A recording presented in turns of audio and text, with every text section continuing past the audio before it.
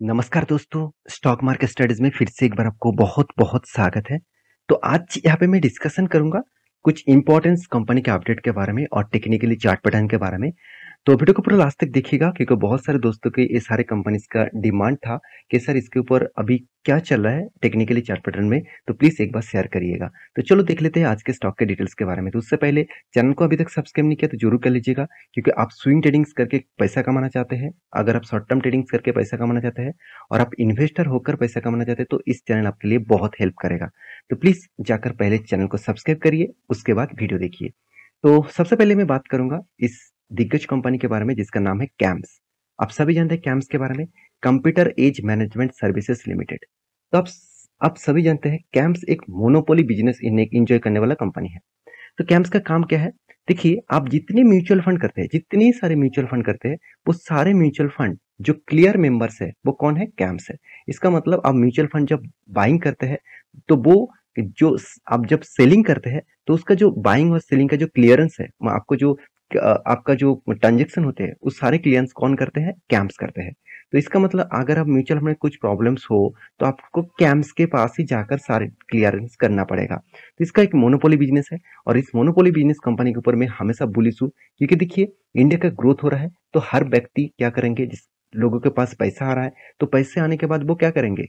Investment भी करेंगे और खर्चे भी करेंगे। तो इन्वेस्टमेंट का तो एक बार अगर चस्का लग गया ना तो उसको कोई छुड़वा नहीं पाएंगे क्योंकि देखिए, आप जब फर्स्ट टाइम स्टॉक मार्केट के ऊपर आए थे तो ये बात मुझे जरूर कहेंगे आप कमेंट करके कि तब आपको क्या लग रहा था कि स्टॉक मार्केट जुआ है। अगर आज आपने थोड़ा सा भी डेटा सीखे हैं, थोड़ा सा भी टेक्निकली चार्ट पैटर्न सीखे तो आपको लग रहा है कि हाँ, यहाँ पे पोटेंशियल है, यहाँ पे आप पैसा बना सकते हैं। तो टाइम देना पड़ेगा। हाँ, कुछ लोग डिसएग्री भी करेंगे क्योंकि उस लोगों को शायद बहुत ज़्यादा लॉसेस हो गया। देखिए, मुझे भी पहले लॉसेस होता था क्योंकि मुझे तब नॉलेज नहीं था।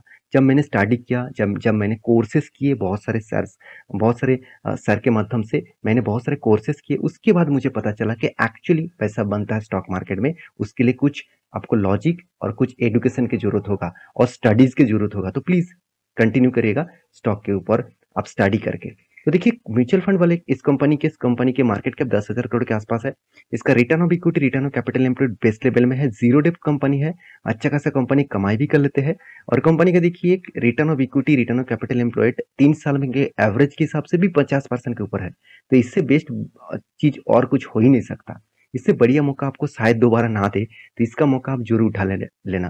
तो कंपनी का अर्निंग पर शेयर के बारे में बात करें तो 58.2 रुपीज के आसपास है। इतना बढ़िया चल रहा है सब कुछ, फिर भी स्टॉक के ऊपर प्रेशर है। कंपनी के अगर मैं क्वार्टरली रिजल्ट दिखा दूं, देखिए 243 करोड़ इस बार बन चुके 249 करोड़। एक्सपेंस के मामले में कंपनी कंट्रोल में है। प्रॉफिट रेशियोज के मामले में भी कंपनी का सेम टू सेम देखने को मिला। तो हर डेटा आपको पॉजिटिव में दिखेगा। पिछले बार भी जितना प्रॉफिट हुआ था इस बार भी उतना प्रॉफिट हुआ। इसका मतलब हर डेटा आपको पॉजिटिव दिखेगा। मुझे जो पॉइंट सबसे अच्छा लगा, देखिए आप बोल रहे हैं कि सर कंपनी के पास प्रोमोटर के पास 19% होल्डिंग है।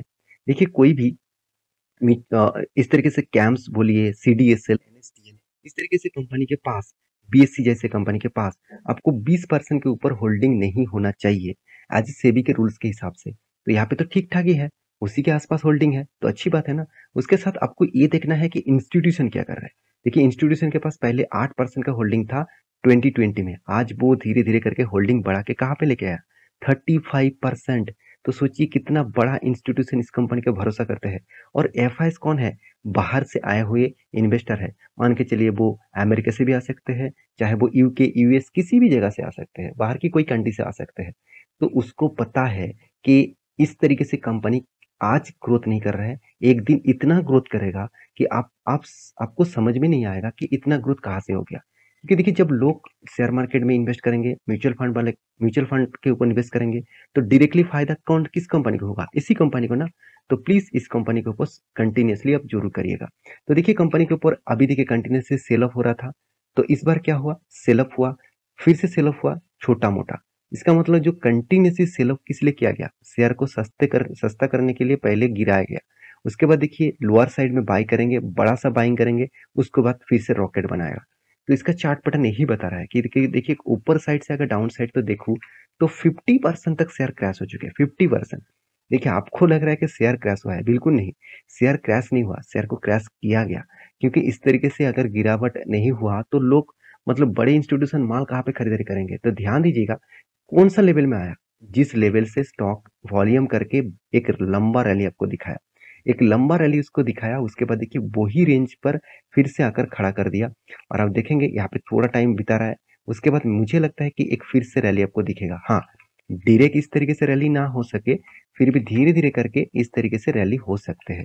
तो अभी से इस कंपनी के ऊपर पकड़ लीजिएगा। इस कंपनी फ्यूचर में एक बहुत स्ट्रेंथ देने वाला कंपनीज है, तो इस कंपनी के ऊपर जरूर फोकस रखिएगा। तो कंपनी डिविडेंड का भी अनाउंसमेंट किया। तो कंपनी डिविडेंड कब देने वाला है, अगस्त मंथ में, और वो भी 12 रुपीज करके आपको डिविडेंड अनाउंसमेंट करने वाले हैं। तो पहले से ही यहाँ पे मेंशन कर चुके हैं, तो डिविडेंड भी आपको मिलने वाले हैं। नेक्स्ट जो कंपनी जिसके बारे में बात करूंगा उसका नाम है वरुण बेवरेजेस लिमिटेड। इस कंपनी को तो मैं 50% इसका जो मार्केट कैप था तब से इस कंपनी के ऊपर मैं स्टडी कर रहा हूँ, और तब से लेकर आज तक कंपनी का जो प्राइस है वो 1 लाख करोड़ से भी ज्यादा कंपनी का मार्केट कैप बन चुका है। तो बेवरेजेस इंडस्ट्रीज में कंपनी नंबर वन कंपनी है। बेवरेजेस मतलब जितने सारे फूड बेवरेजेस होते हैं, कोल्ड ड्रिंक्स वगैरह, चिप्स वगैरह, ये सारे जो प्रोडक्ट्स है आप जो जो खाते हैं, तो वही बेवरेजेस प्रोडक्ट कहला जाता है, और उसी प्रोडक्ट के ऊपर कंपनी काम करते हैं। और कंपनी का जो स्ट्रेंथ है, मुझे सबसे जो बेस्ट पॉइंट लगा, कंपनी का return of equity, return of capital employed बहुत शानदार है। कंपनी के पास कर्जा तो है, मगर कंपनी अच्छा खासा इनकम भी कर रहा है। और हाँ, कंपनी का अगर पी रेशियो के बारे में बात करूँ तो कंपनी अभी पी रेशियो एक टाइम पीक लेवल में था, और वो भी 100 रुपीज के आसपास, और वो भी 14 नवंबर 2020 में।